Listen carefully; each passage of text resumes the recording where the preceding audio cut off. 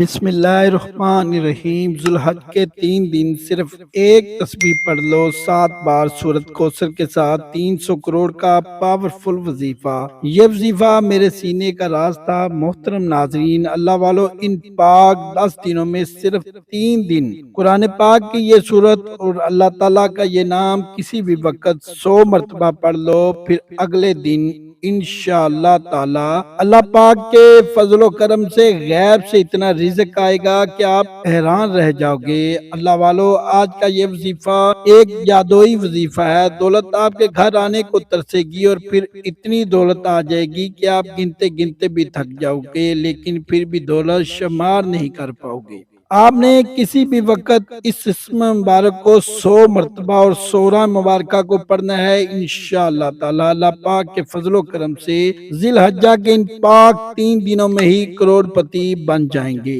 ایک روحانی وظیفہ ہے اللہ والو۔ قرآن مجید کے اندر ایک سورت ایسی ہے، اس سورت سے اللہ پاک کو بہت محبت ہے، اور یہ سورت رب تعالیٰ کو اتنی پسند ہے کہ اس پاک سورت کے وسیلے سے اس پاک سورت کو پڑھتے ہوئے انشاءاللہ جب بھی آپ ہاتھ اٹھا کر دعا مانگو گے، رب تعالیٰ کی ذات وہ دعا انشاءاللہ عز و جل قبول کر لے۔ اللہ والو، اگر آپ آج اس وظیفے کو کرنا بھول گئے تو آپ اس وظیفے کو ماہ ذی الحج کے پہلے 10 دن کسی بھی وقت کر سکتے ہیں، کسی بھی نماز کے بعد کر سکتے ہیں۔ اللہ پاک کے فضل و کرم سے عید سے پہلے پہلے آپ کے ہاتھوں میں بے شمار رزق آ جائے گا۔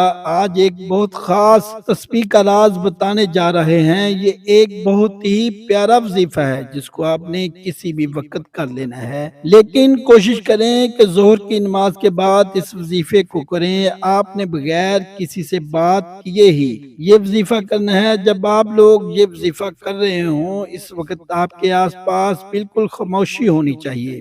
آپ نے صرف 100 مرتبہ اللہ پاک کا یہ مبارک نام پڑھنا ہے اور ایک سورت پڑھنی ہے، پھر انشاءاللہ تعالی اللہ پاک آپ کی ہر خواہش کو پورا کر دے اور آپ کو بھی اپنی نظر کرم سے نواز دے انشاءاللہ عز و جل۔ اللہ والو، یہ مہینہ بڑا مبارک مہینہ ہے، اور یہ 10 دن جسے ذی الحجہ کا عشرہ مبارک بھی کہا جاتا ہے، اگر کوئی شخص ان پاک 10 دنوں میں سے صرف 3 دن ہی سچے دل سے اس پاک وظیفے کو پڑھ لیتا ہے تو مال یعنی دولت، بے بہا رزق اس کے پاس خود ہی آ جاتے ہیں۔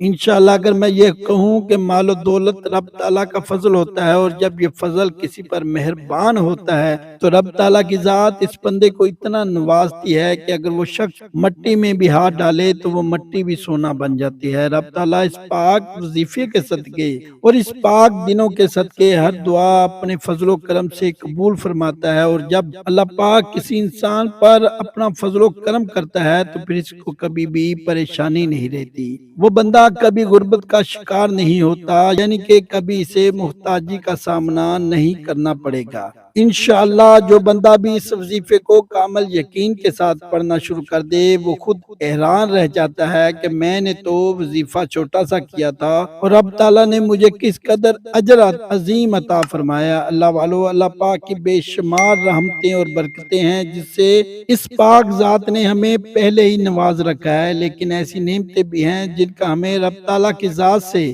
مطلوب خصوصی ہوتا ہے۔ اللہ والو، بعض اوقات ایسا ہوتا ہے کہ ہم سے نعمتیں چھین لی جاتی ہیں اور ہمیں نعمتوں کا احساس نہیں ہوتا، اس لیے رب تعالیٰ کے ہر وقت شکر گزار اور عاجز بندے بن کر ہو۔ انشاءاللہ پھر دیکھنا کہ جب بندہ رب تعالیٰ کا شکر ادا کرتا ہے، اللہ تعالیٰ کی ذات اس کو مزید نوازتی ہی چلی جاتی ہے۔ آج کا وظیفہ آپ نے اسی نیت کے ساتھ کرنا ہے کہ جب رب تعالیٰ کی ذات آپ کو نوازے تو آپ نے ان پیسوں کا، اس مال و دولت کا صحیح معنوں میں استعمال کرنا ہے، یعنی کہ صحیح استعمال سے مطلب یہ ہے ان پیسوں کو غریبوں پر بھی خرچ کیا جائے، اللہ کی دیگر مخلوق پر بھی شفقت اور نرمی اختیار کی جائے، اپنے اہل و عیال پر خرچ کیا جائے، بہن بھائیوں پر، والدان زندہ ہیں تو ان پر بھی خوب خرچ کیا جائے، اور ایسے اقدام کیے جائیں جو ہمیشہ ہمیشہ کے لیے صدقہ جاریہ بن جائیں۔ پھر تو اس دولت کا صحیح معنوں میں آپ نے لطف اٹھایا ہے، لیکن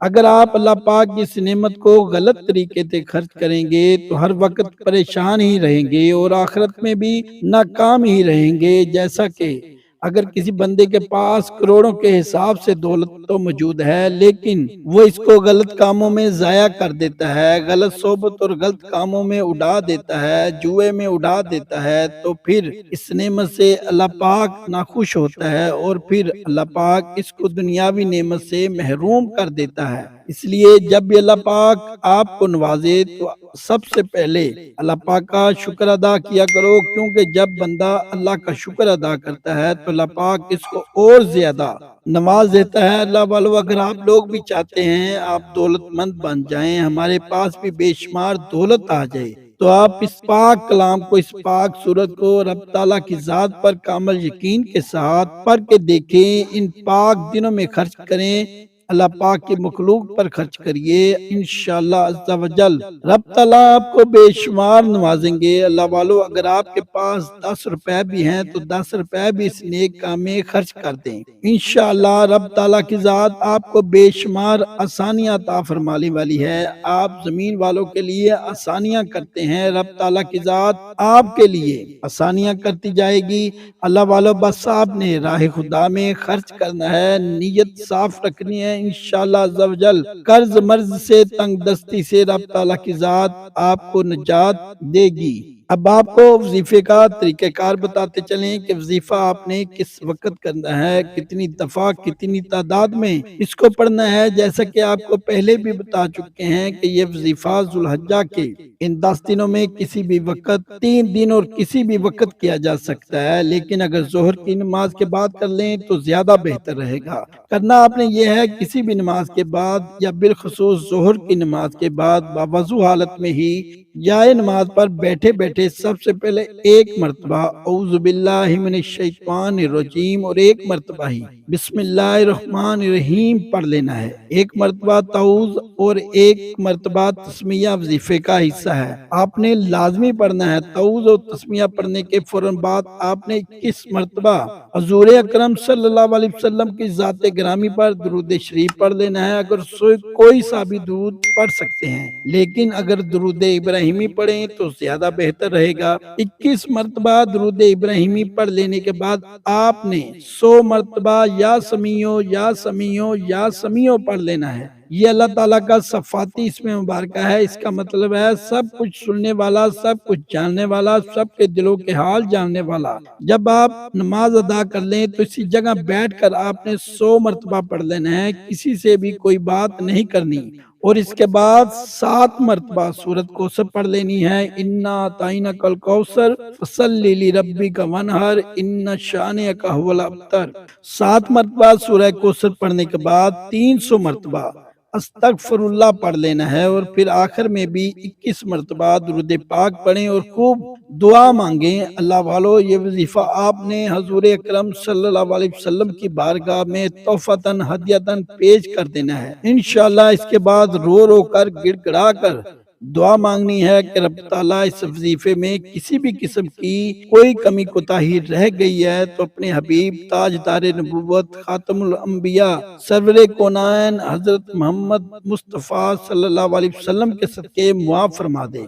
اللہ پاک سے دعا ہے کہ تمام ناظرین کی جملہ پریشانیاں، تکلیفوں کو دور فرما دے۔ رب تعالیٰ کی ذات ہم سب کو معاف فرما دے، دنیا اور آخرت ہماری آسان فرما دے۔ اللہ پاک عذاب قبر اور عذاب حشر اور عذاب محشر سے محفوظ رکھے، جہنم کی آگ سے بچا لے، قبر کے عذاب سے بچا لے۔ اللہ تعالیٰ سب کے والدین کو صحت اور تندرستی والی زندگی عطا فرمائے، اور جن کے والدین اس دنیا سے رخصت ہو چکے ہیں ان کو جنت الفردوس میں اعلیٰ مقام عطا فرمائے۔ اللہ تعالیٰ ہماری کمیوں کوتاہیوں سے درگزر فرما کے ہمیں دنیا اور آخرت کی نعمتیں عطا فرمائے، آمین۔ اللہ پاک میرا سنانا، آپ کا سننا قبول کر لے۔ کمنٹ سیکشن میں آمین لکھ کر دعا کا حصہ لازمی بن جایا کریں۔ ویڈیو پسند آئی ہے تو اس کو اپنے دوست اور احباب کے ساتھ لازمی شیئر کریں، کیونکہ اچھی بات پھیلانا بھی صدقہ جاریہ ہے۔ اللہ تعالیٰ کے 99 نام میں سے کوئی ایک نام کمنٹ باکس میں ضرور شیئر کیا کریں۔ اللہ حافظ۔